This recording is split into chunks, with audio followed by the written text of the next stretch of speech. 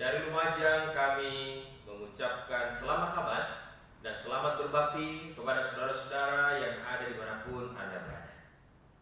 Kita tetap bersyukur walaupun saat ini sesuai dengan anjuran organisasi agar kita boleh beribadah di rumah, namun kita masih tetap terhubung untuk boleh bersama-sama beribadah. Sabat yang indah Tuhan sudah karuniakan bagi kita. Walaupun kita masih beribadah di rumah dan betapa kita rindu untuk boleh kembali beribadah bersama-sama di gereja, namun ini tidak mengurangi sukacita kita untuk beribadah. Amin. Dan sekarang kita akan belajar kebenaran firman Tuhan. Namun sebelum kita belajar kebenaran firman Tuhan, marilah kita tunduk kepala sejenak untuk berdoa. Bapa kami yang ada di surga, Allah yang penuh kasih, terpujilah nama-Mu. Kami bersyukur pada Sabat Tuhan yang kudus dan diberkati ini. Sekali lagi Tuhan, Engkau telah memberikan kepada kami satu kesempatan yang indah untuk menyembah nama-Mu. Biarlah kemurahan Tuhan yang akan menyertai kami. Biarlah nama Tuhan yang akan ditinggikan dan dimuliakan. Pekabaran firman-Mu yang akan kami sampaikan pada Sabat Tuhan ini, biarlah boleh membawa berkat, membawa kekuatan bagi siapapun yang akan mendengarnya. Terima kasih Bapa. Dalam nama Tuhan Yesus kami sudah berdoa. Amin. Sahabat Tuhan yang kudus dan diberkati ini, kita akan belajar satu tema yang mungkin saja menjadi pertanyaan bagi banyak orang. Apakah Tuhan itu pandai matematika? Pekabaran siang hari ini rindu supaya kita boleh melihat bahwa matematika Tuhan itu sangat luar biasa. Apakah Tuhan pintar matematika atau tidak? Dan saat inilah kita akan membuktikan bahwa matematika Allah sungguh berbeda dengan matematika manusia. Nah, saudara yang kasih, kalau kita berbicara soal pelajaran di sekolah dulu, saya tidak tahu apakah saudara suka matematika atau tidak. Tapi banyak anak-anak Tuhan di mana saja membenci pelajaran ini. Matematika dianggap sebagai sebuah pelajaran yang tidak menyenangkan. Saya tidak tahu apakah saudara-saudara suka matematika, ataukah mungkin karena guru-gurunya dulu menarik sehingga saudara suka bertahan di kelas jika pelajaran ini berlangsung. Tetapi jelas satu hal, matematika bisa dikatakan sebuah pelajaran yang tidak menyenangkan bagi banyak siswa. Nah, bagaimana dengan matematika Alkitab? Saya yakin saudara-saudara sekarang berada dalam satu pergumulan di mana begitu banyak umat Tuhan yang saat ini sementara belajar berhitung matematika kehidupan. Kenapa saya katakan ini? Akibat dari pandemi corona ini, begitu banyak umat-umat Tuhan yang terdampak secara langsung ataupun tidak langsung secara ekonomi berkaitan dengan kehidupan mereka. Di Bali, sektor pariwisata begitu terdampak hebat. Pada saat di mana-mana ditutup, tidak diizinkan masuk para wisatawan, mereka kehilangan pekerjaan mereka.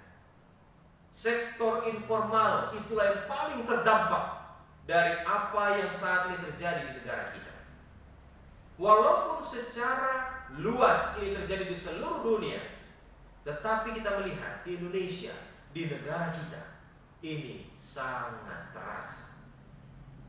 Bagi saudara-saudara yang menerima penghasilan dari sektor formal atau mereka yang biasa mendapatkan penghasilannya secara gaji dari pegawai negeri dan lain sebagainya yang mungkin tidak secara langsung terdampak, mungkin kita tidak merasa khawatir besok makan apa, apa yang akan kita makan, apa yang akan kita lakukan untuk mengganti pengeluaran yang besar. Apalagi dengan sistem karantina sekarang ini, kita tidak bisa berjalan kemana-mana, kita tidak bisa mencari nafkah. stay at home ini membuat lebih banyak pengeluaran, bukan? Makanya jadi lebih banyak dan semua jadi lost control. Nah, Bapak Ibu Saudara kekasih dalam Tuhan, saya yakin bahwa begitu banyak umat-umat Tuhan yang saat ini bergumul, berjuang untuk bisa bertahan hidup. Dan saya tidak tahu sampai kapan semuanya ini akan terjadi. Kita berdoa bersama berharap agar kalau boleh wabah ini cepat berlalu. Tetapi di balik semuanya itu, sebagai anak-anak Tuhan, saudara dan saya telah belajar untuk percaya kepada Allah. Dan sebagaimana firman Tuhan nyatakan, Dia tidak akan pernah meninggalkan kita. Nah, berkaca dari hal ini, melihat semuanya ini terjadi, mari kita coba melihat apa yang Tuhan telah lakukan di zaman Alkitab. Matematikanya sungguh luar biasa. Bapak Ibu, mari kita lihat kisah tentang seorang yang bisa dikatakan sungguh luar biasa. Dia adalah satu dari umat-umat Tuhan yang ada di suku paling kecil yang ada di Israel. Orangnya tidak terkenal, tetapi Tuhan telah menggunakan dia untuk menjadi berkat bagi bangsa Israel. Kita buka di dalam buku Hakim-Hakim pasal 7 ayat yang ketiga. Hakim-Hakim 7 ayat yang ketiga, firman Tuhan, maka sekarang serukanlah kepada rakyat itu demikian. Siapa yang takut dan gentar, biarlah ia pulang. Enyah dari pegunungan Gilead. Lalu pulanglah 22.000 orang dari rakyat itu, dan tinggallah 10.000 orang. Saudara sudah mendengar, dan kita akan baca kembali. Katakan di situ, Gideon dipanggil Tuhan untuk menyelamatkan bangsa Israel dari penjajahan bangsa Midian. Allah menggunakan orang yang sederhana ini untuk membebaskan bangsanya. Dikatakan tadi, Gideon membawa sekian banyak orang, dan Tuhan katakan terlalu banyak umat yang kamu bawa, terlalu banyak. Kalau saudara-saudara membaca ayat sebelumnya, dikatakan di situ Tuhan tidak mau bangsa Israel pada akhirnya akan memegahkan diri ketika mereka mengalahkan bangsa Midian. Itu sebabnya jumlah mereka dipangkas. Di ayat yang ketiga pasal yang ke-7 tadi dikatakan, pasukan Gideon tersisa 10.000 orang. Yang pulang berapa tadi? Yang pulang 22.000, saudara-saudara. Jadi kalau kita hitung matematika yang sederhana, kalau yang pulang 22.000 tersisa 10.000, berarti jumlah total pasukan yang dibawa oleh Gideon adalah 32.000. Sederhana bukan? 32.000 orang. Nah, 32.000 Tuhan bilang terlalu banyak. Itu sebabnya Tuhan suruh pulang. Dan ketika mereka disuruh pulang, ternyata saudara-saudara 22.000 yang pulang. Karena apa? Karena takut dan gentar. Tuhan tidak membutuhkan orang-orang seperti ini. Tuhan katakan pulang. Kalau kamu takut, pulang. Tersisa 10.000. Lah memang berapa jumlah pasukan Midian yang harus dihadapi oleh Gideon sehingga 32.000 terlalu banyak? Tapi belum di situ selesai. Kita lihat berikutnya. Hakim-Hakim 8 ayatnya yang ke-10. Hakim-Hakim 8 ayat yang ke-10, firman Tuhan, maka berjalan sementara itu Seba dan Salmuna ada di Karkor bersama-sama dengan tentara mereka, kira-kira 15.000 orang banyaknya, yakni semua orang yang masih tinggal hidup dari seluruh tentara orang-orang dari sebelah timur. Banyaknya yang tewas ada 120.000 orang yang bersenjatakan pedang. Bapak Ibu perhatikan tadi, pasukan Israel yang nanti kita akan lihat 10.000 ternyata masih dipangkas lagi. Tetapi kita lihat sekarang pasukan yang dipimpin oleh bangsa Midian dari Seba dan Salmuna dikatakan sisa 15.000. Dan yang telah ditewaskan adalah 120.000. Jika ditotal yang sisa dengan yang sudah ditewaskan 15.000 ditambah 120.000, berarti total pasukan Midian yang dipimpin oleh Seba dan Salmuna tadi adalah 135.000. 135.000 pasukan melawan pasukan Israel 32.000. Siapa lebih banyak? Tentu Midian. Tetapi Tuhan katakan 32.000 terlalu banyak sehingga disuruh pulang. Belum habis sampai di situ, tinggal 10.000.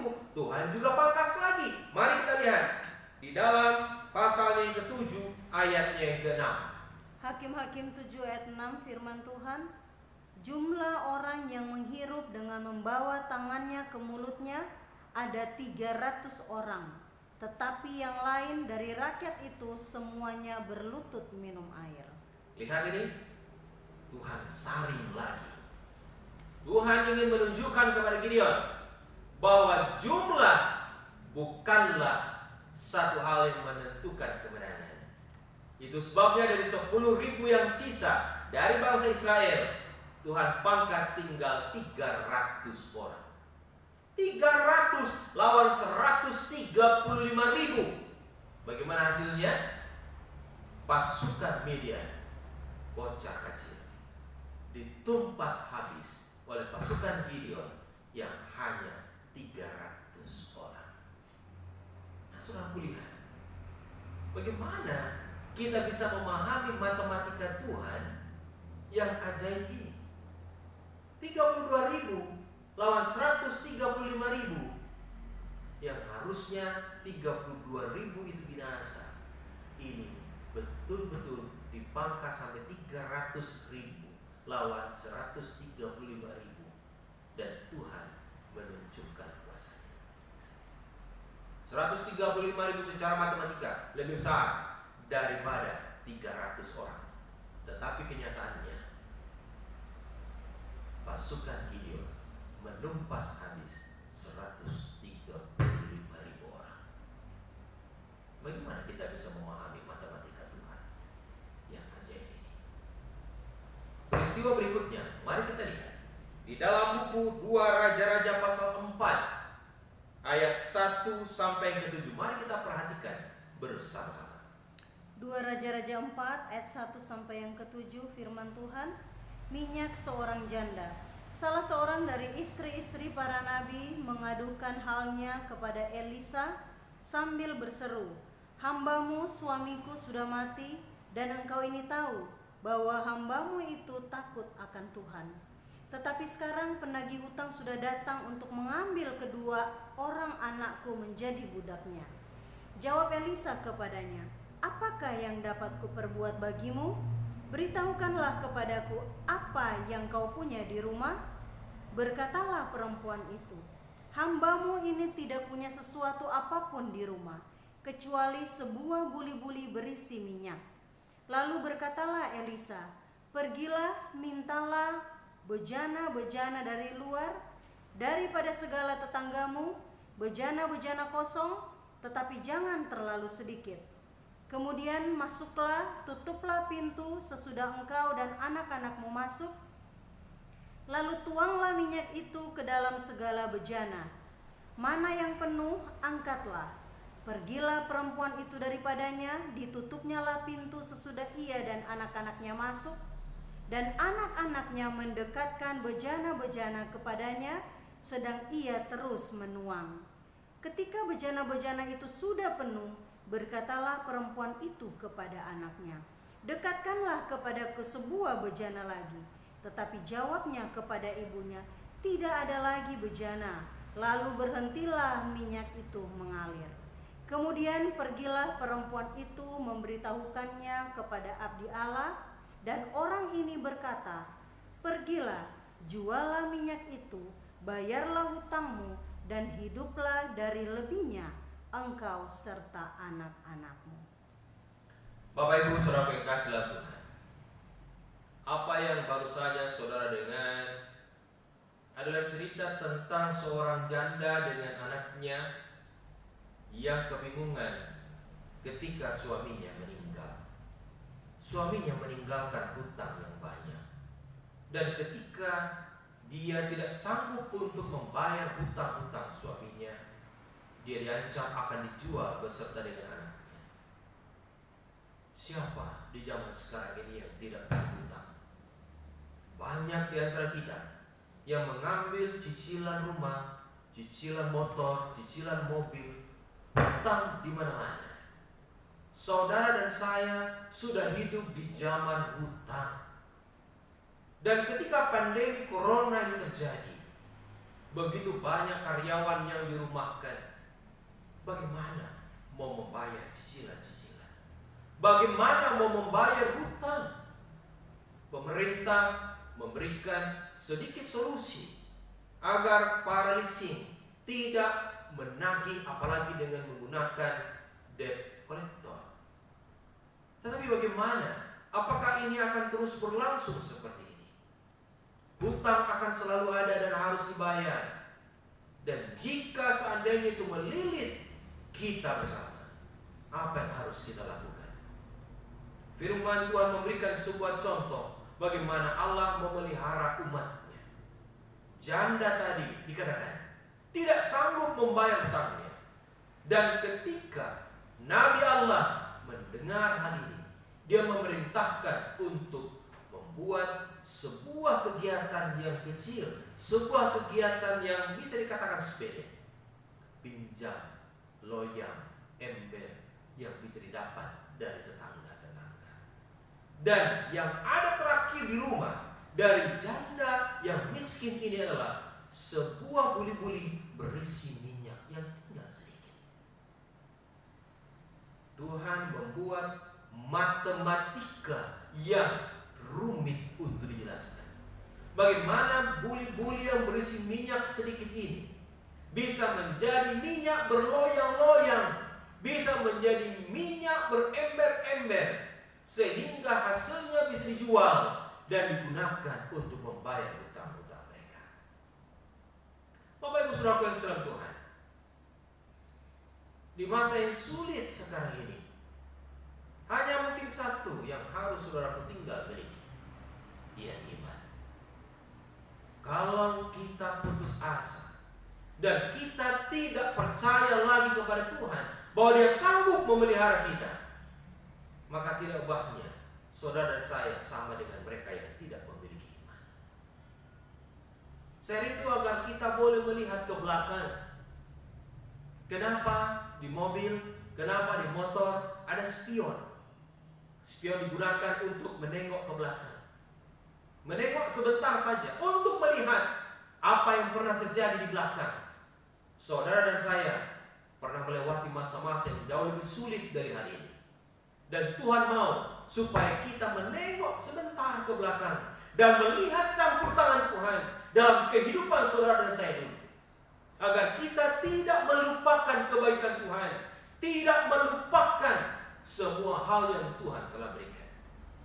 Saya teringat ketika kami melayani pertama kali, menjadi seorang kepala jemaat di sebuah kota di Jawa Timur. Upah yang saya terima bisa dikatakan jauh dari UMR. Ini pengalaman hidup yang tidak bisa disangka.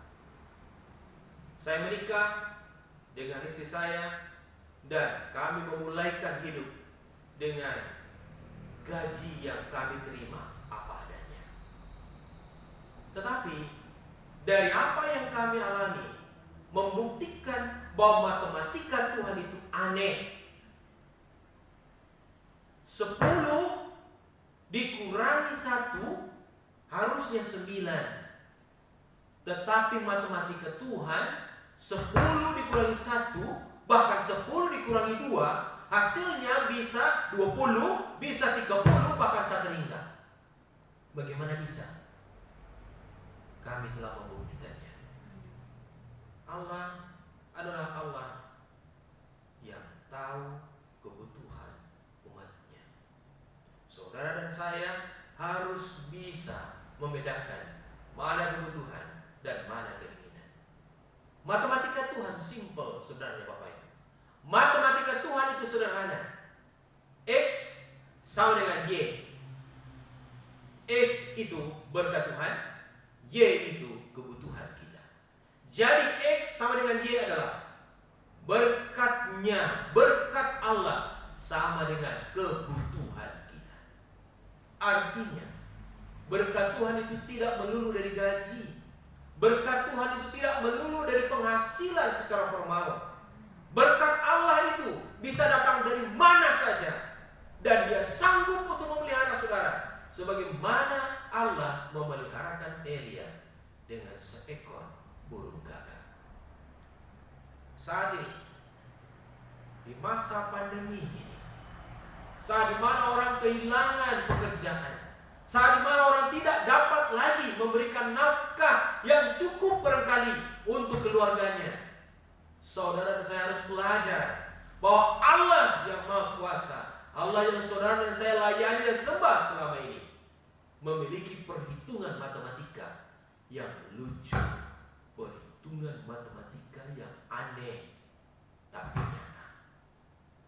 135.000 lawan 300 yang benar. Satu buli-buli minyak bisa menjadi berember-ember minyak. Gaji yang kecil bisa untuk hidup 1 bulan. Bagaimana bisa kalau bukan karena kasih-Nya?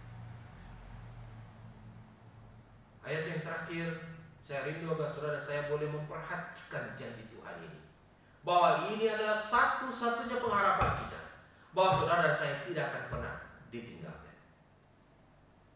Saya rindu agar kita boleh membuka di dalam kitab Matius pasal 6 ayat 25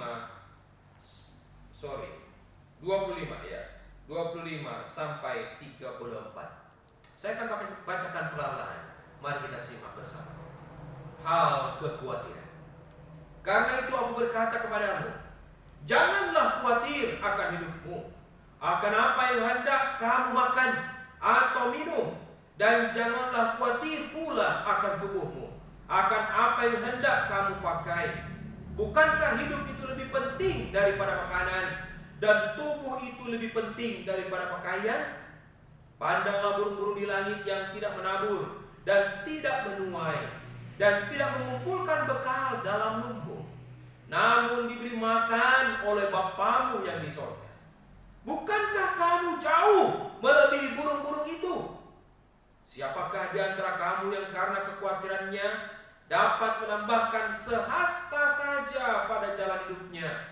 Dan mengapa kamu khawatir akan pakaian? Perhatikanlah bunga bakung di ladang, yang tumbuh tanpa bekerja dan tanpa memintal.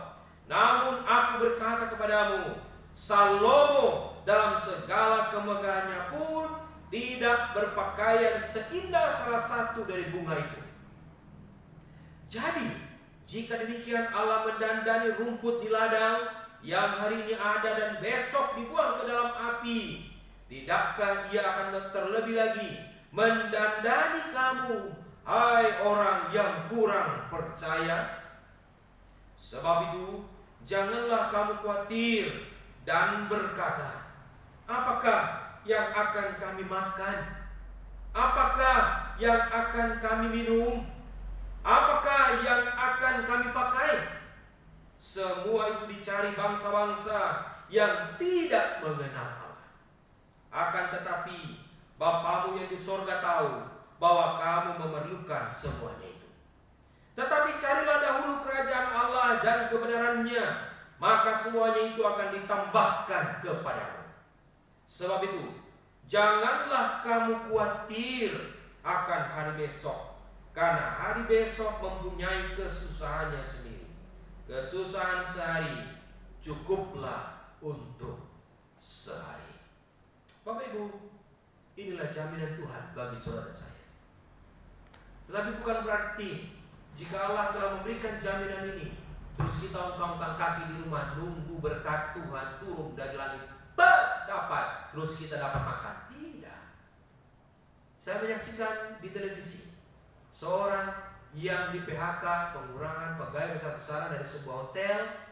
Dia pulang ke rumah dengan modal yang ada, lalu dia menjual gorengan, dan dia bisa menafkahi keluarganya. Artinya apa?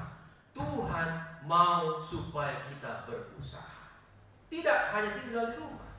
Tuhan mau supaya saudara dan saya meminta hikmat dan memberikan yang terbaik bagi keluarga kita. Artinya, utamakan Tuhan terlebih dahulu. Berikan yang terbaik kepada Tuhan yang dapat saudara saya berikan. Setelah itu, Tuhan juga akan tolong kita. Ora et labora, berdoa dan bekerja. Mengakhiri firman Tuhan pada sahabat Tuhan yang kudus dan berkati siang ini, saya rindu agar saudara saya boleh kembali kepada satu iman yang Tuhan rindu supaya kita boleh hidupkan. Percaya bahwa Allah sanggup memeliharakan kita. Semoga pengabaran firman Tuhan yang singkat siang hari ini akan membawa kita tetap semangat, belajar percaya bahwa Allah kita sanggup meliharakan kita. Semoga pandemi corona ini segera berlalu dan saudara saya pun kembali dalam kehidupan normal kita. Mari kita berdoa. Padamu ya Allah segala pengharapan kami tertuju. Padamu ya Bapa, iman kami labuhkan. Kami yakin Engkau yang selalu memelihara kami, Engkau tidak akan pernah tinggalkan kami. Biarlah kiranya Roh Kudus Tuhan menuntun kami agar kami dapat menemukan cara-cara terbaik menghidupi keluarga kami, bertahan hidup di tengah pandemi corona ini. Oh Tuhan, peliharakanlah kami sebagaimana janji. Kami sadar bahwa sebagai manusia biasa, seringkali Tuhan kami menghitung secara matematika kami.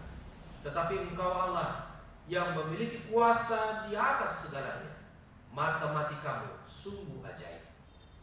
Kami bersyukur karena Engkau Allah yang luar biasa. Terima kasih Bapa. Biarlah kemurahan Tuhan yang akan menyertai langkah hidup kami, dan biarlah Tuhan yang akan memberkati bangsa dan negara kami, agar kami boleh terhindar dari wabah yang mematikan ini. Tuhan tolong kami untuk bisa melewati masa yang sulit ini. Terima kasih Bapa. Berikan iman-Mu lebih lagi kepada kami. Berikan kuat-Mu menyertai anak-anak-Mu dimanapun berada. Kasih karunia Allah, damai dan sejahtera di dalam nama anak-Mu Yesus Kristus, dalam persekutuan Roh Kudus, kiranya menyertai anak-anak-Mu sampai Maranatha tiba. Dalam nama Tuhan Yesus kami sudah berdoa. Amin. Kiranya Tuhan memberkati kita. Sampai jumpa di hari Sabat.